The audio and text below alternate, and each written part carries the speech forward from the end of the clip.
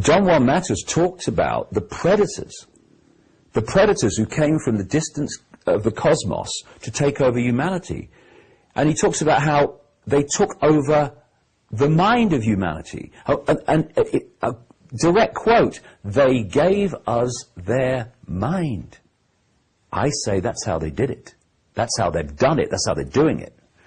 And he also talked about the fact that these predators targeted the pure energy field of children, and they fed off it, so that if you saw the child in its full energetic magnificence, it was a bright, shining, vibrating field of awareness.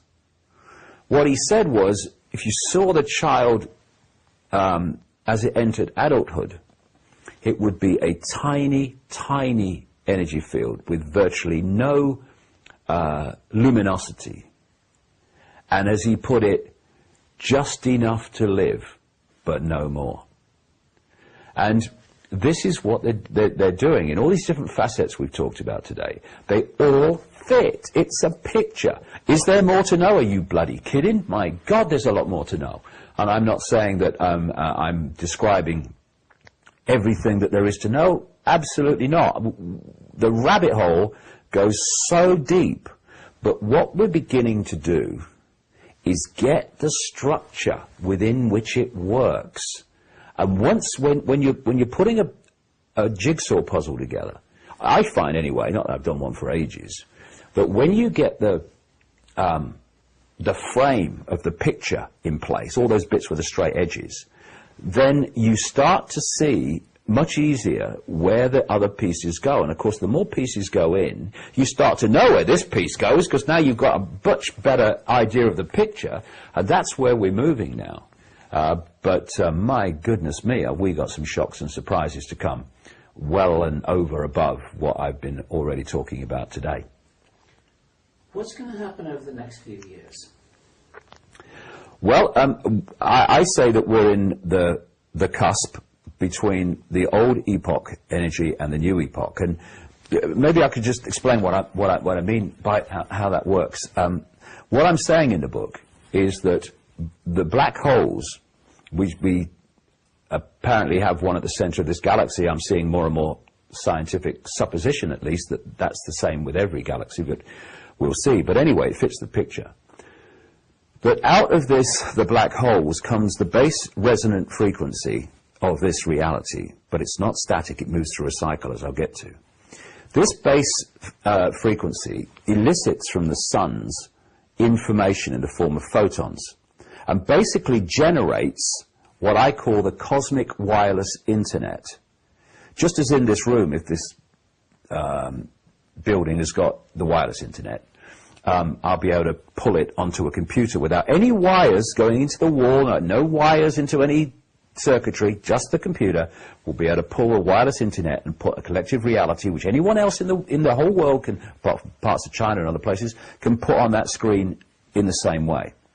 And I'm saying that wireless internet in our reality is information encoded in photons coming from the sun. Other things too, I'm not saying it's everything, but certainly that's the basis of it, I would say. And we are decoding that information into this reality. For instance, the energy that the Chinese call qi, that goes through the meridian lines, the acupuncture meridian network of the body, is photon energy. Photon energy goes through the ley line, meridian line system of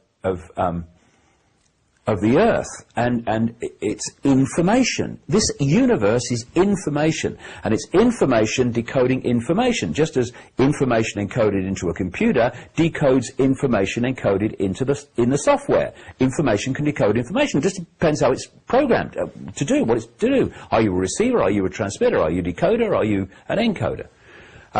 Okay, that's what you are. Press enter. And so this vibration coming from the black holes, this base vibration. Now, there'll be more to know, and I'm trying to put the themes here. As it moves through its cycle of change, before coming back to the original vibration, It's changing the information coming out of the suns in the form of photons. It's changing the information construct. Therefore, we are starting to decode, as it moves through the cycle, different information. And it's this that creates the epochs that the Indian culture calls yugas, and this cycular nature of time. It's not actually cycular in the sense of its base construct, which is this information vibration that I talk about. That vibration is happening in the now, the only moment that exists, the now. It don't move out of the now, it just vibrates. It's just that the vibration changes in the now. But as we decode it, and we put this information into sequence, etc., we appear to be moving from past through present to future. But actually, it's information vibrating in the now. It's just that it changes. And as we decode it, our perception is the movement of what we call time.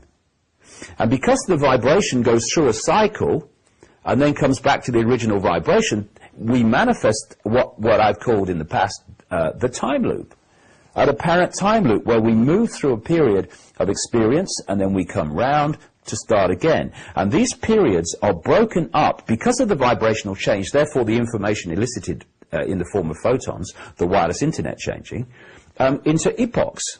Some are very suppressed and very limiting. That's an experience for consciousness to have. Sometimes they're very expansive. These are the golden ages.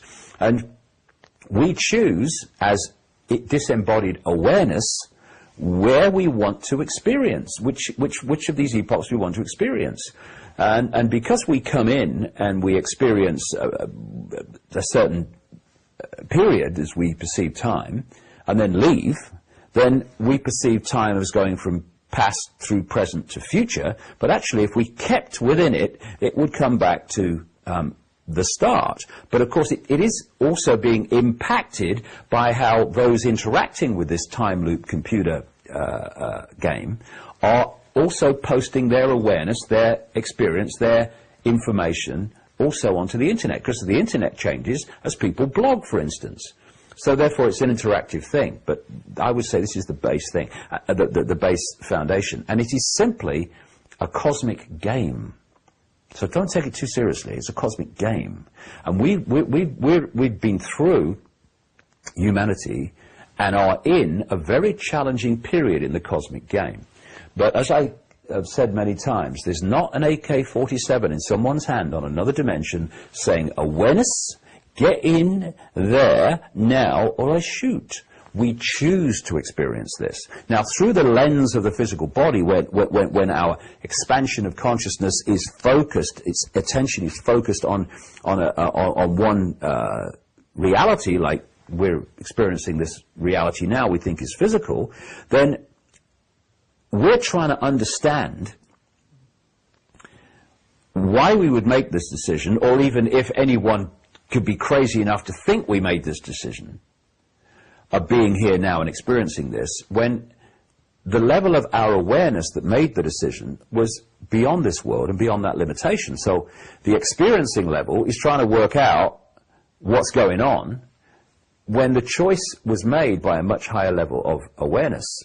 And the more we expand our consciousness, open our mind, and connect powerfully with this level, the more we understand why we made the choice. Because we have made a choice. It's like in the Matrix movies where the Oracle says to Neo, you've not come here to make a choice. You've already made the choice. You've come here to understand why you made the choice. And that's what this experiencing level is being challenged to do.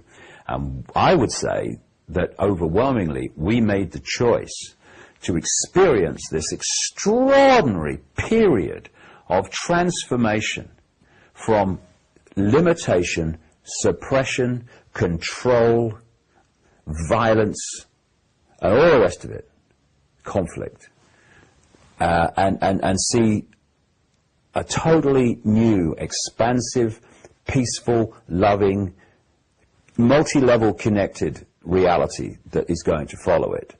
I